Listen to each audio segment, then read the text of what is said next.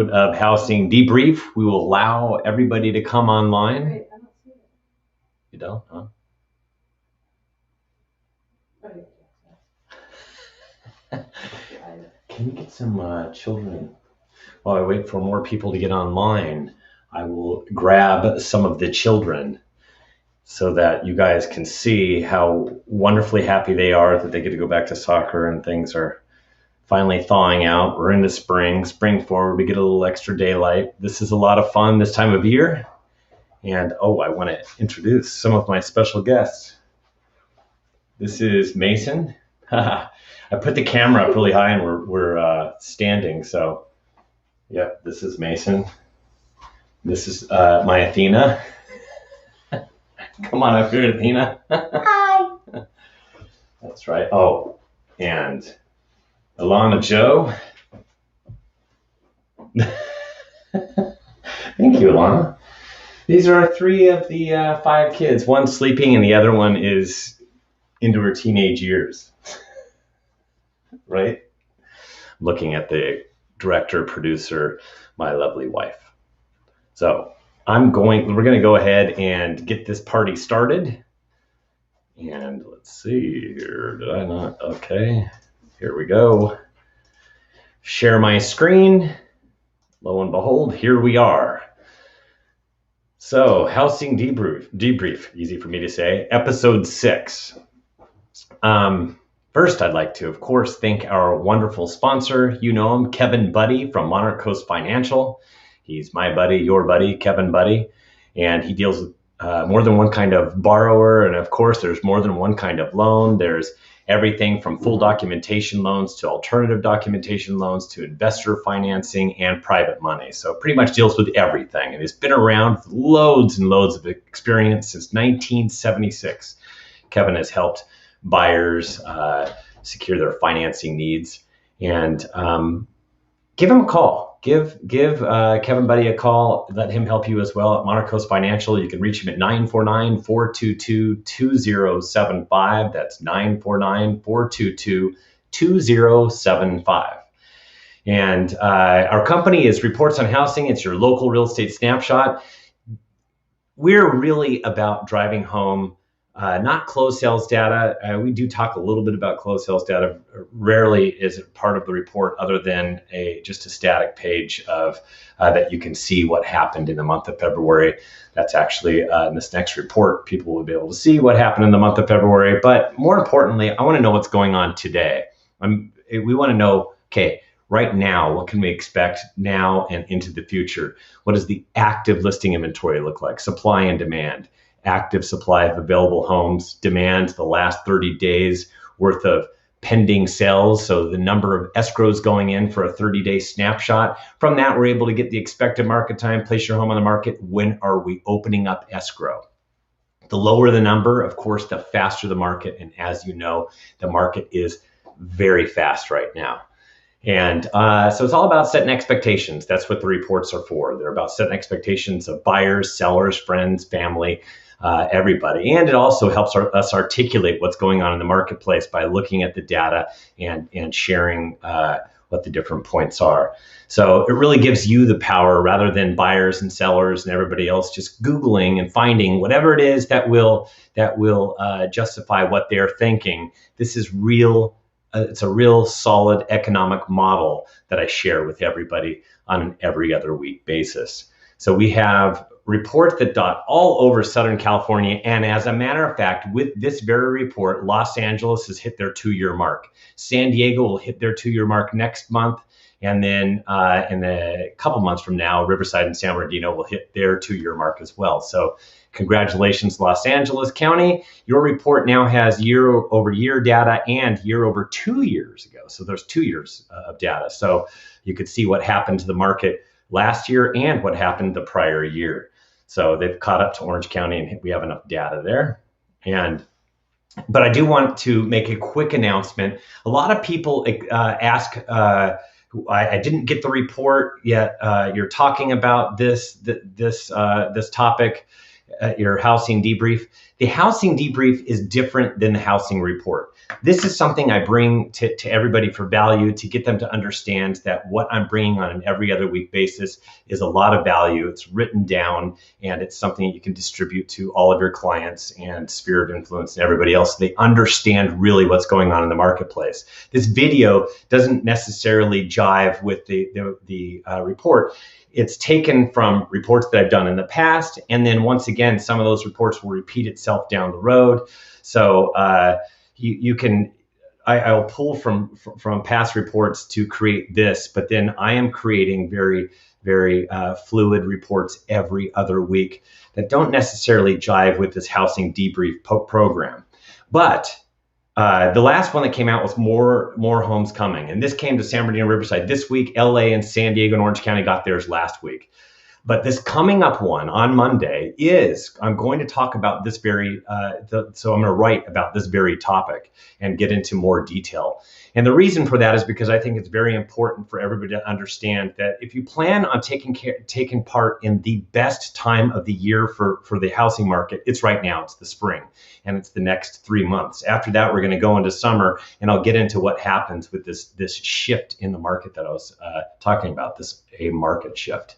So I did want to let you know that, yes, this time the housing debrief, there will be a written report on Monday that will go into more detail, and it won't be Southern California. It will go into detail by the county. Orange County will get their own, LA, San Bernardino, Riverside, San Diego. And this is a new feature of the housing report. It's new, this coming up report. It's just a piece that you can use in your marketing efforts. And as you can see at the bottom, we left a big blank space, and that's so people can put their logos or any other information they would like to in distributing this piece. And this piece is just taken from our summary, and it's just a little bit more detailed summary and something that you can use and share with the masses really quickly. So go to reportsonhousing.com and click on subscribe, reportsonhousing.com, and we'll email you out the most recent one. And that's, the more supply coming. But at the bottom of every email is a ton of links, and those links are for printing it out, copy, cut, edit, paste, put your logo in there, and for excerpts for Facebook, social media, blogs, websites, and there's a lot of charts too. We have a ton of charts that are updated with every single report, and it comes out every 2 weeks. And it's only $15 per month or $150 per year, and you get a month free if you sign up utilizing the coupon code SHIFT, because that's what we're talking about today is SHIFT. So speaking of SHIFT, let's talk about a market shift. Of course, the current market, last year I talked a lot about it being hot every which way. Now I'm going to talk about every which way of calling this market nuts, because that is pretty much what this market is today. 2013 was a nutty market. Guess what? 2021 is by far the nuttiest market I have ever encountered in all my years of doing real estate. And I've been doing real estate for 30 years. And this is by far the strangest, wackiest, nuttiest market that I have been a part of. Of course, we're going at about 130 miles per hour. We are speeding like crazy. And this is speeding too fast. It's too fast for my liking. I think a cop would pull over the market and say, you need to slow down, because we cannot afford to go up at a velocity of kind of like what we're experiencing right now, 1% per month. And that's almost how quickly the market is moving. It's about 1% per month. So that's the appreciation. That's way too fast for my liking, way too fast for anybody that follows housing economics, knows that this is not sustainable. It's not good for the long-term health and viability of the housing market. So the longer we do this, the more it kind of paints us into a corner. Not bubble-wise, but we would have to go back in value if it continued to go up. But I'm talking about a market shift today, and we'll get into that in a minute. But right now, we are definitely speeding, going way too fast. 130 miles per hour is way too fast on any freeway. Instead, we're going to dial that puppy down, and I'll talk about that. The first, I wanted to dive into the SoCal housing market. And SoCal housing, let's talk about the supply. And the inventory, this is as of today. We snapped the numbers from yesterday and put them all together. And so we were busy working on this. Today we're at 15,955. It's actually up positive. For the first time this year, we went up by only 90 homes across all of Southern California. However, that is what I said was going to happen. We're going to start to get more homes as we get into later into this month. And here we are mid-month. We still have another couple of weeks. Now we're going to start to see a little bit of elevation in the inventory. It will be slow at first, but it will continue to increase down the road. You wait and see type of thing. That was what the last housing report was about. So last year we were at 28,816. That was 81% more than where we are today. But keep in mind, last year at this time we were locked down, so it was starting to shake up and shift our market. So year over year statistics, I'm going to have to go away from comparing it to last year, but this is probably one of the last reports I did it, or I'll do it in the next report. But I'm going to have to talk about put a big asterisk and then talk about compared to the 5-year average instead. Because last year everything changed completely once we went into the pandemic. But this is the active listing inventory. Of course, we've never been here before. The UGG emoji. That is pretty much where the inventory is at right now. Ask any buyer. There's not enough homes on the market. It's just not that great. Of course, it's like the Sahara Desert out there as far as inventory is concerned. And it's not because of COVID-19. That's not the reason why, because I have shown before in the month of December, we actually placed more homes on the market than prior years. Really what it is, but there's nothing to buy. So when you have this heated, the demand so hot that everything's thrown into escrow, there's very few that are on the market. That makes it very hard for homeowners to place their home on the market because they're afraid that there's not going to be a home for them to purchase. There are workarounds to that. That's why they need to work with a professional agent to get those workarounds of like rent back or contingent on finding a replacement home. But the number of for sale signs compared to the 5-year average in Southern California, in December, it was up. It was positive 15%, an extra 1,826 for sale signs. That was in the midst of the pandemic. So this is why it shows you the pandemic really hasn't kept homeowners from coming on the market. It is something else. It is not enough homes on the market. In January, it was off 14%. There were 3,000 missing homes for sale signs, actual missing for sale signs. And nowhere was it worse than in the county of San Diego. San Diego really, they placed 1,700 fewer homes on the market in January and February, and it really wreaked some havoc. So they have a bit fewer escrows than prior years. In February, we were down 10%, or we're missing 2,000 for sale signs. So far, January and February for all of Southern California, there are 5,000 missing for sale signs. And if I want to go by county, LA County, and this is for the month of February, LA County is actually only off 33 homes. And by the time this number, people actually go back into the MLS and change the data and all that stuff. But I'm reporting this on March 19th. By the time we get to March 31st, this is going to be flat. It's going to be 0. So there'll be another 33 that are entered in.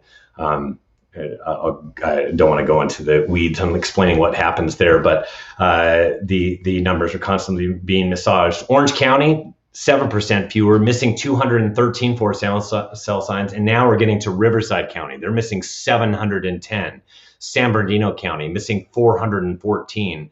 And San Diego County, missing 717. Riverside is the other county that's having a bit of an issue. San Bernardino as well, but Riverside and San Diego probably the worst in the number of homes they're placing on the market compared to the prior year. And of course, now we're going to talk about demand in Southern California, and it is absolutely powerful. And it has everything to do with interest rates. Interest rates is impacting both the supply side of things and on the demand side. I just showed you that's limiting the number of homes coming on the market because of how hot it is. So now you understand why I have been rooting for higher rates. People wonder what kept me up at night.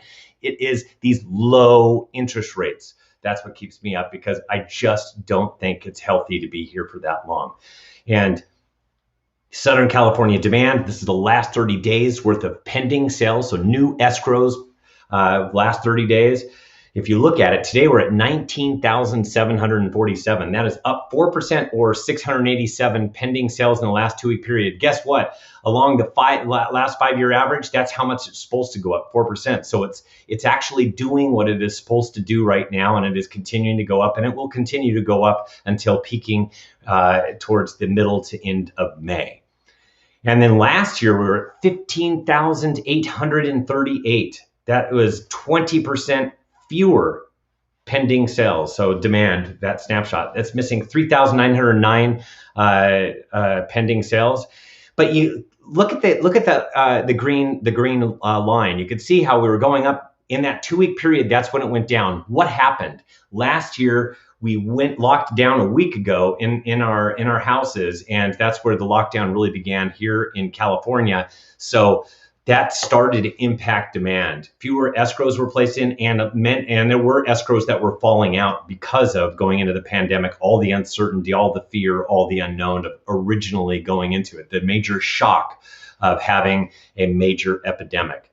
So that impacted demand, and that's where we started to see it. This is what shows you where you can't really do year-over-year data any longer. From this point through the rest of the year, year-over-year demand, year-over-year data is going to be useless in housing. We're going to have to pull out last year and then do the 5-year average prior to that to get a real flavor for really what's going on today.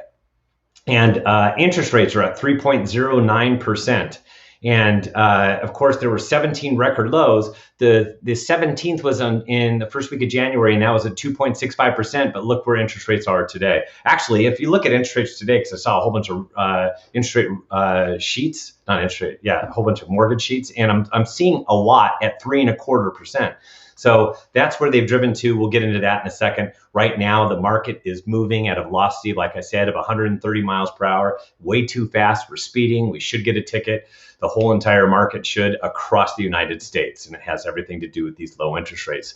The Southern California expected market time year over year, if you see this is where we are right now on, I always have one error that I have to change. That should say March 19th. We're at 24 days. We went down one. It was 25 days 2 weeks ago. It's at 24 days today. Last year, we were at 55 days. It was starting to rise. Typically, it actually slowly rises or goes down a little bit from here. So there's not much of a change, but it was starting to rise. It rose from 50 to 55 days in that 2-week period last year because we started going to the pandemic. And then after that, you can see it just skyrocketed up. And if you see the expected market time, it's so low, it's this low, it's the UGG emoji once again, because you know what? It's too fast. It's not healthy.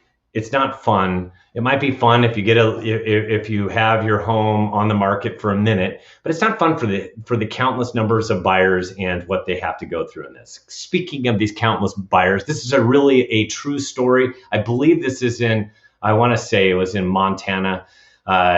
This guy was a local business owner, wife pregnant, paid rent here 10 years. Anything helps. God bless. Please sell me a home. He was holding this sign in the middle of like the town square. And not only did this go viral, it went national. It was on late night talk shows and all that stuff. It was pretty hilarious. It got a lot of juice to it. And as a result, he's actually in escrow this week. He went into escrow. So pretty smart dude right there. And he's just was having a hard time finding a home. He saw that values were going up so fast that from December to where they are today, he said it's been like $100,000 rise in the price range that he's looking at. So sound familiar? And it's all over the country. So you're wondering, Stephen, what is this market shift that you're talking about? All right, I'll talk about this market shift. Here's 2013. So I'm going to give you what happened in 2013.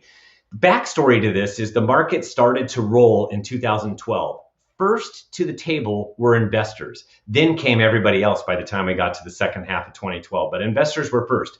And 2012, everything was rolling along. And especially the second half of 2012, it was really roaring. And we saw a big, giant change in appreciation. We appreciated like crazy that year. And for the first half of 2013, same thing. As a matter of fact, prior to this year, 2013 was the lowest level in terms of inventory. And there we are for all of Southern California, 25,000 homes. That might sound like a lot, but it's everybody combined.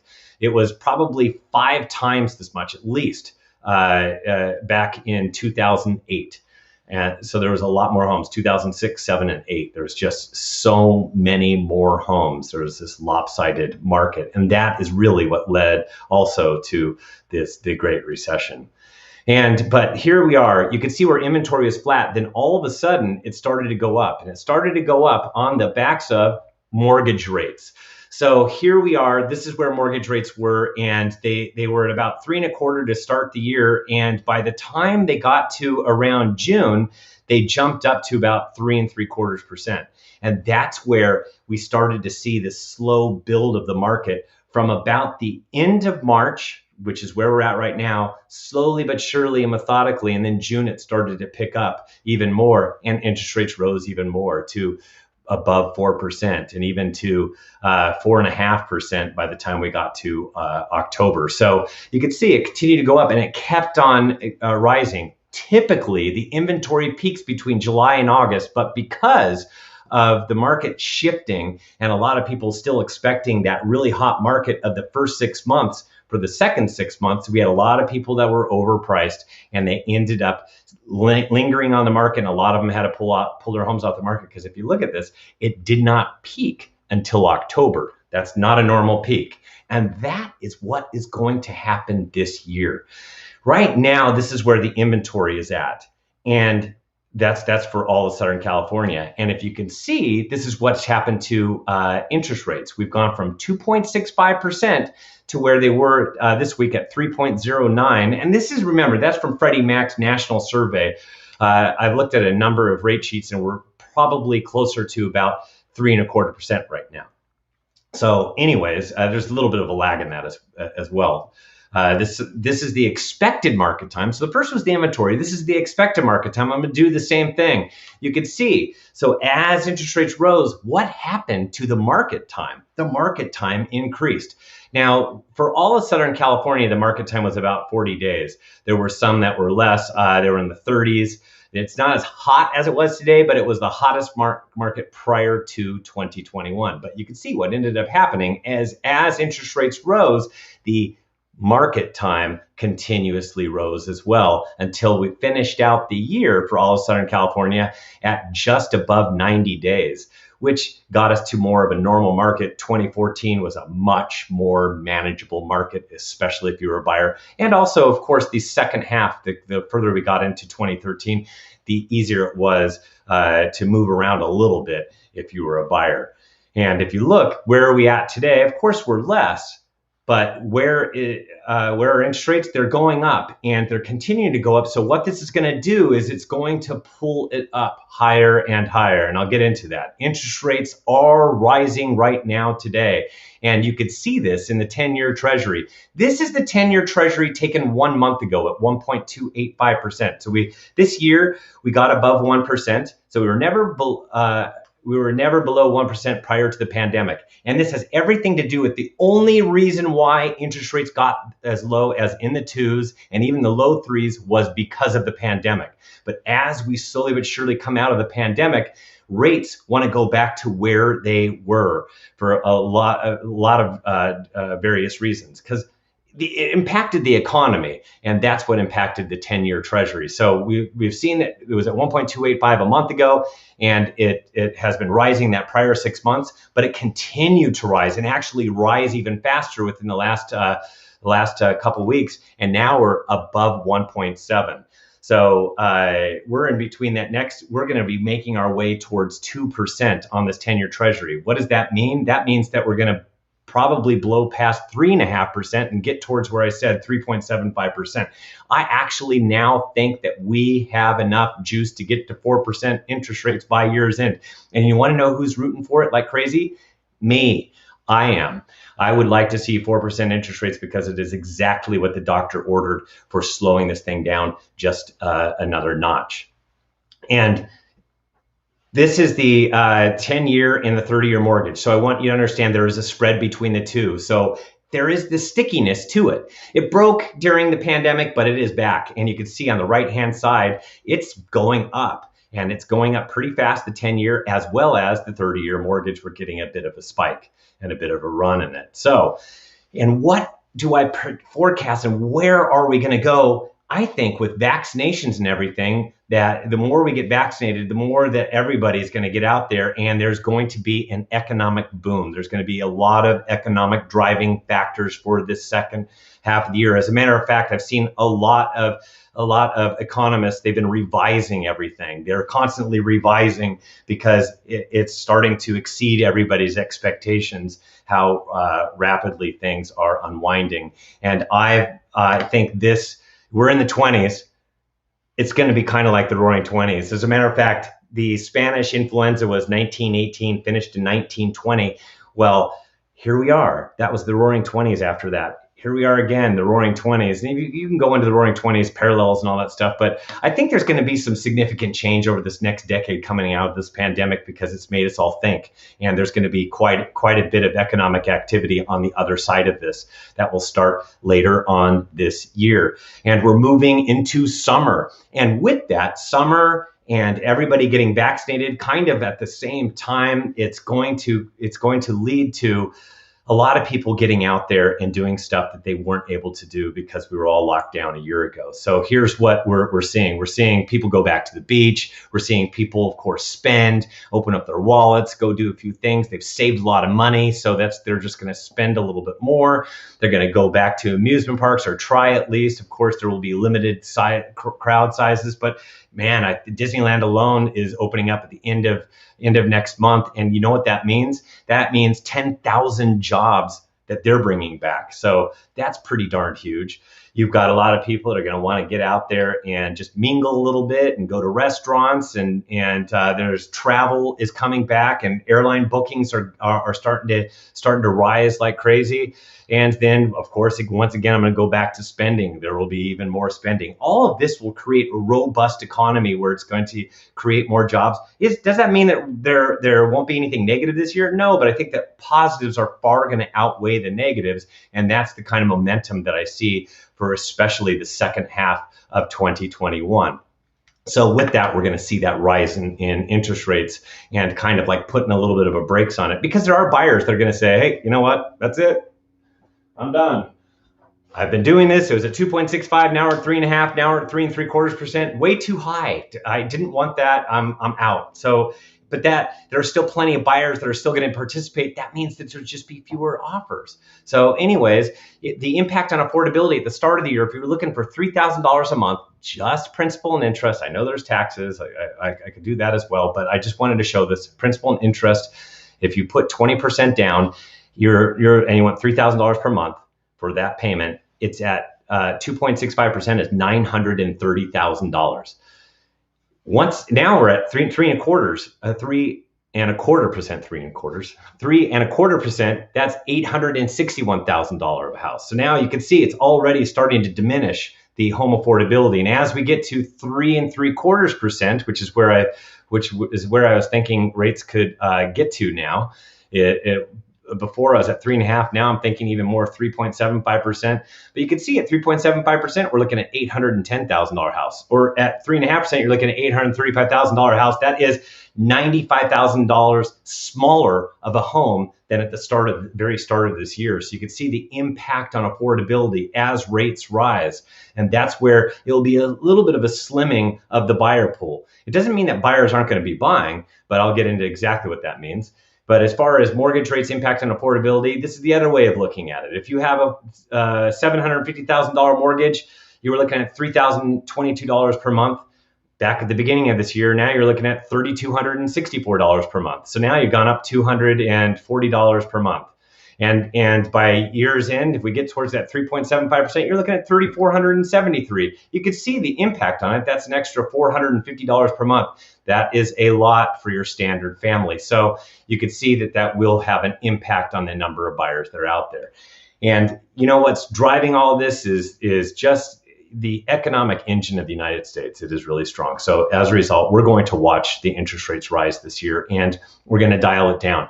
We're now going to go 70 miles per hour towards the end of this year. I am happy with 70 miles per hour. That is what I'm a homeowner. That's what I'm still rooting for. I don't like 130 miles per hour. It's not sustainable. It's not good for the overall health of the housing market. So I like 70 miles per hour. It still means it's a seller's market. Buyers do not get too excited. It's still a seller's market. It's just not as hot of a seller's market. I'd say nutty market, regular seller's market. So impact of rising rates are sellers typically want more, right? They're gonna want more. I want more. And I heard everybody else got this highest record and all that stuff. So as a result, return of overpriced homes that will sit. That'll be the second half of the year, that when they stretch, there's not going to be as many buyers going, yeah, I don't know about stretching right now. I'm at 3.5%. So yeah, maybe at 2.65%, but at 3.5%, that's a different story. And also the inventory will rise because of what I just said, with some overzealous, overpriced sellers coming online and more coming online as the year progresses. The hottest time of the year is March, April, May, and June, and then we're going to downshift towards summer, second half of June, and July, August. It's just not as crazy of demand. So inventory will rise, market time will rise, so we can expect the market time to go up as well as the year progresses, the second half of the year especially, and not as many multiple offers, and price appreciation will slow. It doesn't mean that it will stop, because remember, we're still a seller's market. It's just not going to go up as fast. So, and that's what market will go from nuts to a regular seller's market. So that's, if you want to take advantage of the hottest market and it be like an auction-like atmosphere, you need to come on the market in the next couple months, within the next couple months. After that, we're going to start to see a little bit of that market shift, where you have to get you have to hone in that price a little bit better. So go to reportsonhousing.com and click on subscribe. And it's $15 per month or $150 per year. And you get a month free if you sign up utilizing the coupon code SHIFT. And we do have a referral program. If you're already a subscriber and you get a buddy to subscribe, you get a month free. So just have them let us know. And Kevin Buddy at Monarch Coast Financial, he's my buddy and your buddy, Kevin Buddy, and he deals with everything from full doc loans to private money loans and everything in between. And he's been doing this for a long time, since 1976. He's got loads of experience. He's my buddy and your buddy, Kevin Buddy at Monarch Coast Financial. Let him help you as well. 949-422-2075. That's 949-422-2075. And that's all I have. So if you have any questions or anything, you can put that in the chat. I'll go ahead and answer that. And just have a fantastic weekend. Look for the report to come out this coming up week for San Diego. It's next Tuesday. For Orange County and Los Angeles, it's this coming up Monday. And then San Bernardino Riverside will be a week from Monday. And it is going to be a market shift. So look for it. It will drill it down to the particular county and talk about it a little bit more. But I hope you got a lot from this, and put your comments and questions in the comment box, and I'll be answering those later on today. Have a fantastic weekend. We'll see you on the other side. Thank you so much.